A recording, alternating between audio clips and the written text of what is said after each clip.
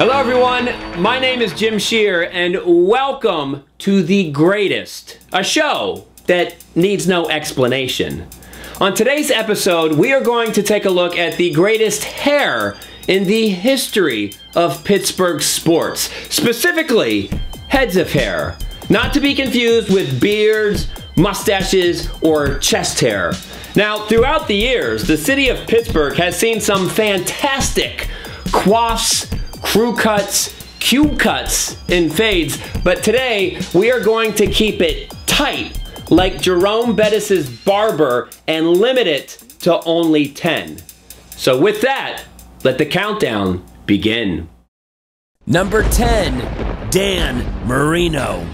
It is still unclear if this magnificent head of hair is natural or was enhanced by a trip to the beauty salon. Whatever the case, Dan Marino wore it well during his 4 seasons at Pitt, one which included an upset win over the defending national champion Georgia Bulldogs at the 1982 Sugar Bowl. Unfortunately, in his senior year, Marino lost to SMU and Eric Dickerson at the Cotton Bowl, whose logo kinda looks like Dan Marino's hair. Number 9, Ernie Holmes. Mean Joe Greene had the Coke commercial, Elsie Greenwood had the golden high tops, Dwight White had the coolest name, but out of the feared steel curtain defense, nobody had a better haircut than Ernie Holmes, which was an arrow shaved into his head. When Mean Joe Greene asked Ernie Holmes about his brand new do, Holmes simply replied, "That's to point me to the quarterback." Number 8, Suzie McConnell. The decade of the 1980s was synonymous with the perm, and no other Pittsburgh b-baller wore it better than Suzie McConnell. That perfect puff on the top with the longer puff on the back, come on! And when Suzie McConnell helped Team USA defeat Yugoslavia in basketball at the 1988 Summer Olympics, she could now officially say that she had gold medal hair. Number 7, Andrew McCutchen. During the Pittsburgh Pirates' 20-year losing streak, one of the only glimmers of hope was the Buccos drafting Andrew McCutchen. He instantly became the most recognizable player on the team, not just because of his awesome hair. I mean, it was fun watching his gold-tipped dreadlocks explode whenever he smacked a baseball, but Kutch was clutch and led the Pirates to 3 straight playoff appearances. And when it was time to cut his signature braids in 2015, McCutchen did the right thing and donated each one to charity. Number 6, Kevin Greene. This is not the head of hair you'd expect from the son of an Army colonel, but Lord, is it a thing of beauty. Kevin Greene, who had the look of Hulk Hogan and the hair of Rapunzel, promised his wife that he wouldn't cut his long flowing golden locks until he won a Super Bowl. Well, the only comfort in the Steelers' Super Bowl 30 loss against the Dallas Cowboys was knowing that Kevin Greene would keep that legendary head of hair. Number 5, Doc Ellis.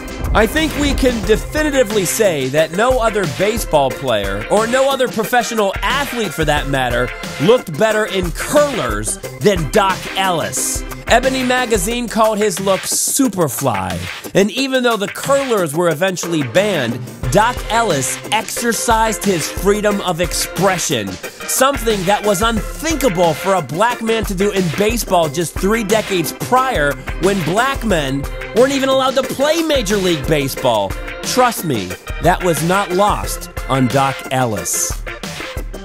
Number 4, Jaromir JACR. Yes, Pittsburgh is still upset at Jaromir JACR for saying he was dying alive and for souring the comeback of Super Mario. But before all of that happened, not only were we mesmerized by JACR's prodigious hockey skills, but also his prodigious hockey hair. His mullet was the best our city has ever seen. It was all 80s new wave up front and a trail of cascading heavy metal locks in the back. Granted, it was almost instantly out of style, but before this look became a pop cultural punchline, Jaromir Jagr's mullet was, how do they say, magnifique.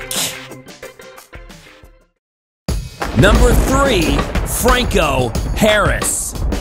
People always talk about Franco Harris's immaculate reception catch, but few discuss his exquisite head of hair.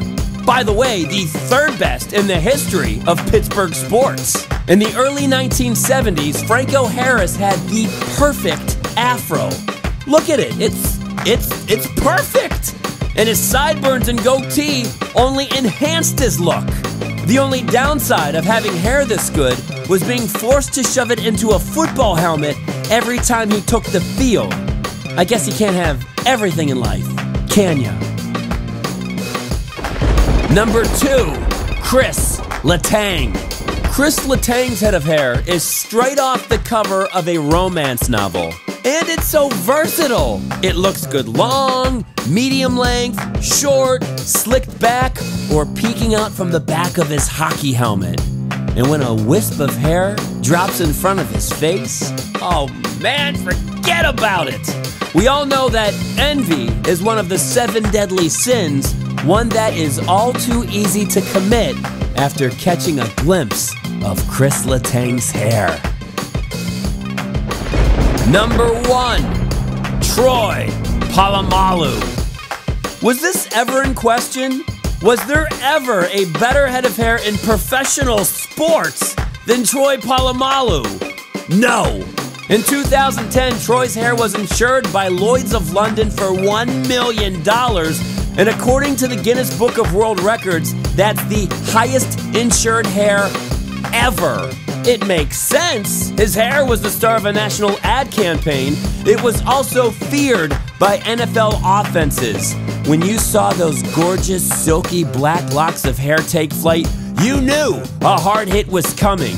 Troy Polamalu was the Samson of pro football, and unfortunately for quarterbacks and wide receivers alike, he never cut his hair, so he never lost his superpowers.